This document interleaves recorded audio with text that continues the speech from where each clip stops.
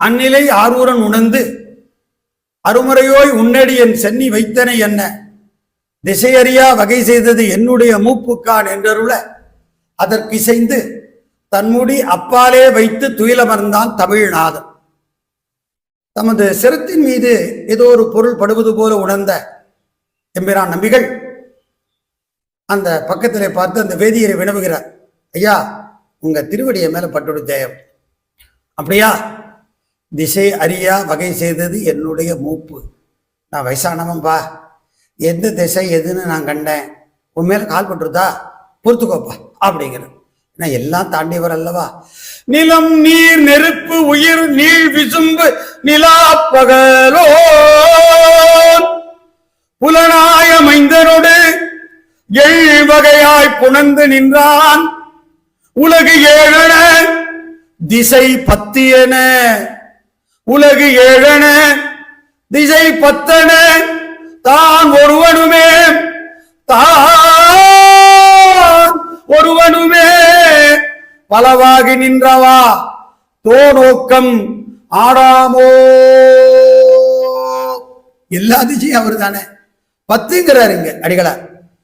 நமக்கு 8 தெரியும், மேலே கீழே சேர்த்தா 10. இந்த சுந்தரர் அவர்கிட்ட போருக்கு பொருத போகல, ஏன்னா வயதில் பெரியவர். அந்த கண்ணியம் காக்கின்ற கலைநாட்டு அமுது ஆரூரர், சரி நீ வயதில் பெரியவங்க, நான் அந்த வேற இடத்துல போய் படுத்துக்கிறேன். இப்போ வேற இடத்துல படுத்துட்டு அங்கும் அவர் திருமுடி மேல் மீட்டும் அவர் தாழ்நீட்ட. இங்க துரத்தின்னு போறார் சாமி. பாருங்களேன், திருவடி கொடுக்கறதுக்கு சாமிக்கு தான் எத்தனை ஆசை சுந்தரருக்கு. என்ன காரணம்? திருநாவுக்கரசரை கும்பிட்டது தான் காரணம். திருநாவுக்கரசரை கும்பிட்டா பெருதற்கரிய திருவடி எளிதில் பெறப்படும். இதுதான் இந்த வரலாற்றினுடைய நீதி. அங்கும் அவன் திருமுடி மேல் வீட்டும் அவர் தாழ் சூட்ட செங்கையில் பாய் தடம் புடைசூழ் திருநாவல் ஊராளி இங்கு என்னை பலகாலம் மிதித்தனை நீ யார் என்ன கங்கை சடை கறந்த பிரான் அறிந்திலையோ என கறந்தான். முதல்ல சொன்னபோது உன் திருவடியின் மேல் வைத்தனைன்னர். இப்ப திருப்பி திருப்பி வச்சோன்னு கொஞ்சம் சினம் வந்தது நம்பிகளுக்கு. என்னப்பா பலகாலம் என்ன மிதிக்கிறியே, யார்?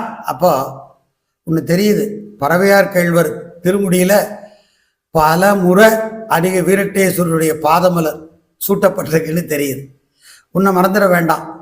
சாமியுடைய வல திருவடி ஈஸ்வருக்குரியது, இடத்திருவடி திரிபுராந்த சுந்தரிக்குரியது, அம்மைக்குரியது. ஆக அம்மையும் அப்பனுமாக மாதுரு பாகனாக வந்து மலர்த்தால் சூடியிருக்கான் வன் பெரும் தொண்டருக்கு ஈசன் என்று தெரிய வருகிறது. நாமும் சூடிக்குவோம். அடிகே வீரட்டேஸ்வரர் அப்பர் கும்பிட்டார், அப்பரை சுந்தரர் கும்பிட்டார். சுந்தரரை நாமும் கும்பிட்டு அந்த திருவடியை, சுந்தரர் திருவடி, அப்பர் திருவடி, அதிக வீரட்டேஸ்வரத்து வீரட்டானத்து அம்மையப்பருடைய திருவடி எல்லாவற்றையும் பெறுவோம். இதையெல்லாம் சொன்ன ஞானத்தலைவர் தெய்வ சேக்கிழார் திருவடியையும் சூடிக்கொள்வோம். அவர் தானே சொன்னார். சொல்லலைன்னா என்ன தெரியும் நமக்கு?